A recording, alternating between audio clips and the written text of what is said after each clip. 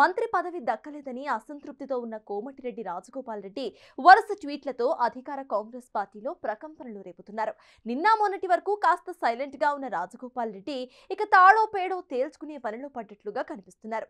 మంత్రి పదవి ఇస్తానని నమ్మించి మోసం చేశారని, 20 నెలలు ఓపికతో చూశానని, ఇక ఓపిక నశించిపోయిందని సీఎం రేవంత్ రెడ్డిపై బహిరంగ విమర్శలు చేయటం కాంగ్రెస్ శ్రేణుల్లో కలకలం రేపుతోంది.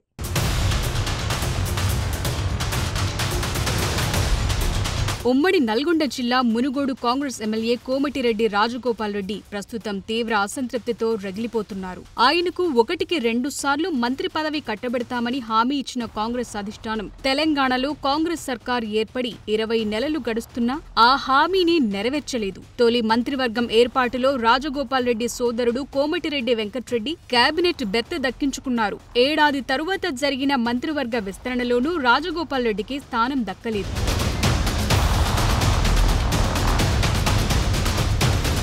కోమటిరెడ్డి సోదరులు ఇద్దరికీ మంత్రి పదవులు అనేది జిల్లా కుల సమీకరణాల్లో భాగంగా కుదరటం లేదని కాంగ్రెస్ పెద్దలు కొందరు అభిప్రాయపడుతున్నారు. నల్గొండ జిల్లా నుంచి ఇప్పటికే కోమటిరెడ్డి వెంకట్రెడ్డి, ఉత్తమ్ కుమార్ రెడ్డిలు కేబినెట్లో కొనసాగుతున్నారు. ఆ క్రమంలో ఒకే జిల్లా నుంచి రెడ్డి సామాజిక వర్గానికే చెందిన 3వ నేతకు ఎలా మంత్రి పదవి ఇస్తారన్న పాయింట్ లేవనెత్తుతున్నారు.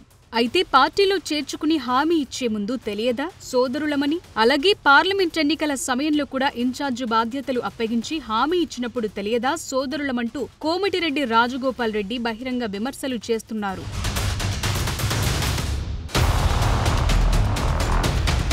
9 మంది ఎమ్మెల్యేలున్న ఖమ్మం జిల్లాకు 3 మంత్రి పదవులు ఇచ్చినప్పుడు 11 మంది ఎమ్మెల్యేలున్న నల్గొండ జిల్లాకు 3 మంత్రి పదవి ఇస్తే తప్పేంటని రాజగోపాల్ రెడ్డి లాజిక్ లేవనెత్తుతున్నారు. ఖమ్మంకు ఒప్పు, నల్గొండకు తప్ప అని అటు అధిష్టానాన్ని ఇటు ప్రభుత్వాన్ని నిలదీస్తున్నారు. అలా అవకాశం దొరికినప్పుడల్లా తనకు మంత్రి పదవి దక్కలేదన్న అక్కసు వెళ్లగక్కుతూనే ఉన్నారు. ఆయన స్థానిక ఎన్నికల ముందు అధికార పార్టీలో ఉంటూ ఇలా విమర్శలు చేయటం, వరుస ట్వీట్లు పెడుతుండటం కాంగ్రెస్ పార్టీకి మైనస్ గా మారుతుండటంతో అధిష్టానానికి ఏ నిర్ణయం తీసుకోవాలో తెలియని పరిస్థితి ఏర్పడిందంటున్నారు.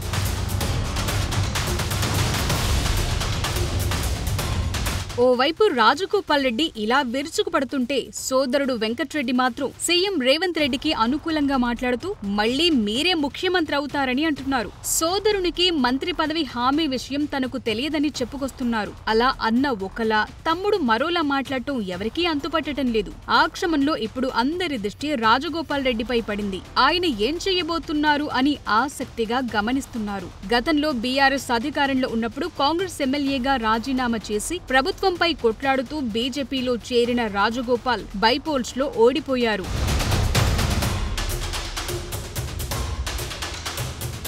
అయితే అప్పుడు కోమటిరెడ్డి రాజగోపాల్ రెడ్డి తన వెర్షన్ తాను వినిపించారు. తన రాజీనామాతో ప్రభుత్వం దిగొచ్చిందని, తనను ఓడించటానికి మునుగోడు నియోజకవర్గంలో అప్పటి ప్రభుత్వం 100 కోట్ల అభివృద్ధి చేపట్టిందని ప్రచారం చేసుకున్నారు. కానీ ఇప్పుడు రాజీనామా బాట పడితే ఆయన ఏం చెప్పదలుచుకున్నారు? అధికారంలో ఉండి కూడా మంత్రి పదవి ఇవ్వలేదని రాజీనామా చేసి ప్రజలకు ఏం చెప్తారు అని ప్రతి ఒక్కరూ చర్చించుకుంటున్నారు. కేవలం భయపెట్టడానికి ఇలాంటి వ్యాఖ్యలు చేస్తున్నారా, లేక మరేదైనా వ్యూహం అని ఎవరికీ అంతు చిక్కటం లేదు.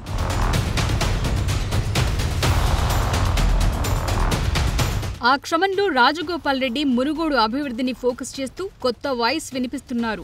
మంత్రి పదవిపై మీరు మాటిచ్చారు, ఇచ్చినప్పుడు ఇవ్వండి, కానీ అప్పటి వరకు మాత్రం మునుగోడు అభివృద్ధికి సహకరించండి. అభివృద్ధి నిధుల్లో ఒక్క రూపాయి కూడా ఆపొద్దని కాంగ్రెస్ పెద్దలకు సూచిస్తున్నారు. మంత్రి పదవి ఇస్తామన్న హామీ అమలు ఆలస్యమైంది, సమీకరణాలు కుదరటం లేదు అంటున్నారు. ఎందుకు కుదరటం లేదు సమీకరణాలు? రాకుండా ఎవరడ్డుకుంటున్నారని నిలదీస్తున్నారు.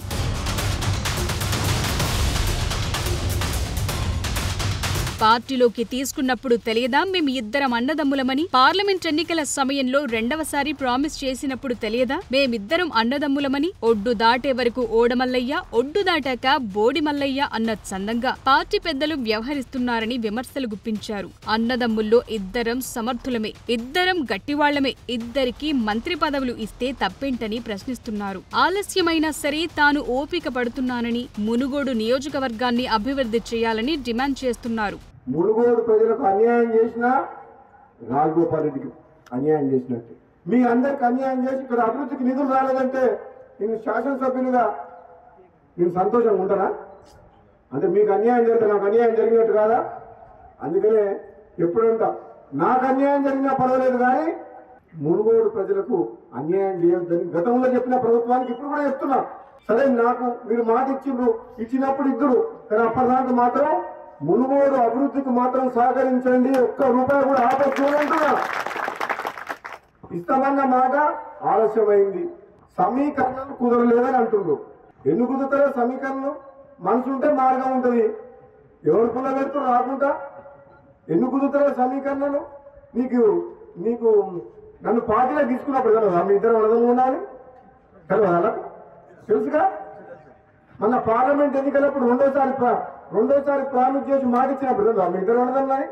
ఏదేమైనా ఇప్పటి వరకు అధిష్టాన పెద్దలు కానీ, క్రమశిక్షణ కమిటీ కానీ రాజగోపాల్ రెడ్డి చేసిన వ్యాఖ్యలపై ఎవరూ స్పందించలేదు. పార్టీ పరంగా ఖండించడానికి కూడా ఎవరూ ధైర్యం చెయ్యని పరిస్థితి. అయితే ఇలాగే కొనసాగితే పార్టీకి, ప్రభుత్వానికి చెడ్డ పేరొస్తుందని, రాజగోపాల్ రెడ్డి విషయంలో ఏదో ఒక నిర్ణయం తీసుకోవాలని హైకమాండ్ భావిస్తోందట. ఇచ్చిన హామీని నెరవేర్చటమా, లేక పార్టీకి వ్యతిరేకంగా మాట్లాడుతోన్న రాజగోపాల్ కి షోకాజ్ నోటీసులు ఇవ్వటమా తేల్చే పనిలో ఉందట. మరీ చూడాలి కోమటిరెడ్డి రాజగోపాల్ రెడ్డి లెక్కలు ఎలా మారతాయో.